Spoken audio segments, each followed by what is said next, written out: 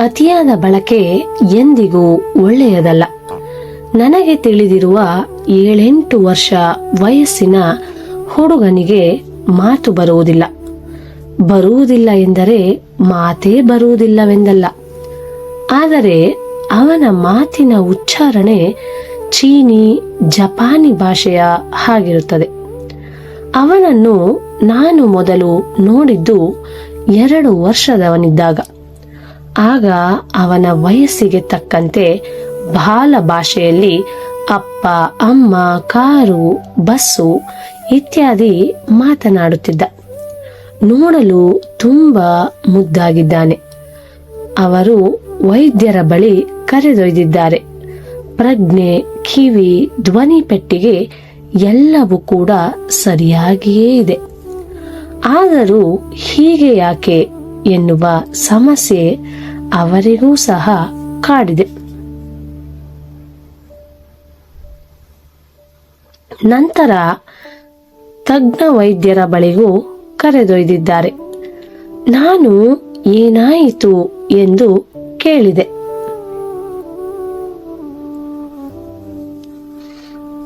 ಇದೆಲ್ಲ ಆರಂಭವಾದದ್ದು ಕೋವಿಡ್ ಹೊತ್ತಲ್ಲಿ. ರಸ್ತೆಗೆ ಮಗುವನ್ನು ಬಿಡಲು ಭಯವಾಗುತ್ತಿತ್ತು.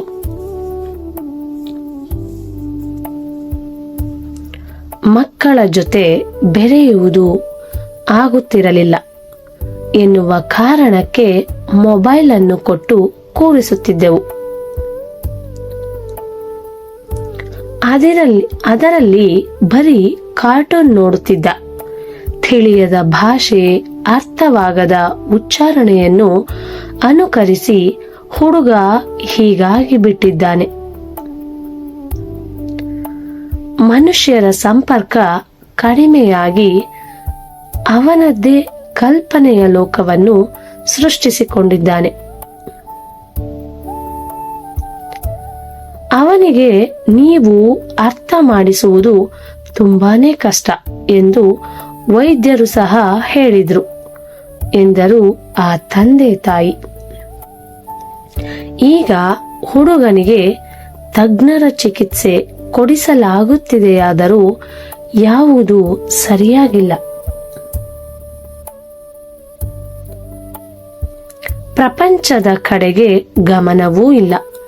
ಅವನ ಮಾತು, ನಡವಳಿಕೆ ಎಲ್ಲವೂ ಸಾಮಾನ್ಯರ ಹಾಗೆ ಇಲ್ಲವೇ ಇಲ್ಲ.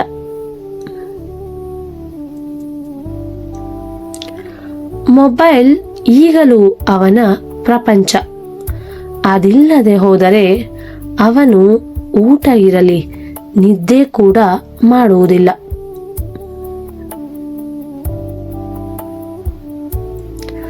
ನನ್ನ ಸ್ನೇಹಿತರೊಬ್ಬರು ಎಡಗೈ ಹೆಬ್ಬೆರಳು ತುಂಬಾ ನೋವು, ಏನು ಕೆಲಸವನ್ನು ಮಾಡಲು ಆಗುವುದಿಲ್ಲ ಎಂದು ತುಂಬಾ ದಿನಗಳಿಂದ ಹೇಳುತ್ತಲೇ ಇದ್ದರು. ಎಂಥ ನೋವು ನಿವಾರಕ ತೆಗೆದುಕೊಂಡರೂ ಅದು ಗುಣವಾಗುತ್ತಿಲ್ಲ. ಫಿಸಿಯೋಥೆರಪಿ ಮಾಡಿಸಿದರೂ ಸಹ ಕಡಿಮೆಯಾಗುತ್ತಿಲ್ಲ. ಅವರದ್ದು ಇನ್ನೊಂದು ಕತೆ. ಮಲಗುವಾಗ, ಕೂತಾಗ, ನಿಂತಾಗ ಕೈಯಲ್ಲಿ ಮೊಬೈಲ್ ಅನ್ನು ಹಿಡಿದೇ ಇರುತ್ತಾರೆ. ಯಾರಾದರೂ ಮನೆಗೆ ಬಂದರೆ ಅವರಿಗೆ ತುಂಬಾನೇ ಕೋಪ. ಮಕ್ಕಳು, ಗಂಡ ಯಾರೂ ಬೇಡ, ಸುಮ್ಮನೆ ಮೊಬೈಲ್ ಪರದೆಯನ್ನು ನೀಡುತ್ತಲೇ ಇರಬೇಕು ಅನ್ನಿಸುತ್ತೆ ಎನ್ನುತ್ತಾರೆ. ಸ್ವಲ್ಪ ಮೊಬೈಲ್ ಬಳಕೆಯನ್ನು ಕಡಿಮೆ ಮಾಡಿ ಎಂದೆ. ಆದರೆ ಅದು ಅವರಿಗೆ ಸಾಧ್ಯವಾಗುತ್ತಿಲ್ಲ.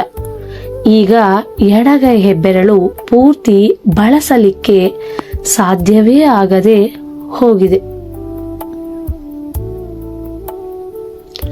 ಸಮಸ್ಯೆಗಳಾಗುತ್ತೆ ಎಂದು ಗೊತ್ತಾಗಿಯೂ ಕೆಲಸವನ್ನು ಹಗುರ ಮಾಡಿಕೊಳ್ಳಲು ಮಕ್ಕಳಿಗೆ ಮೊಬೈಲ್ ಕೊಡುತ್ತೇವೆ.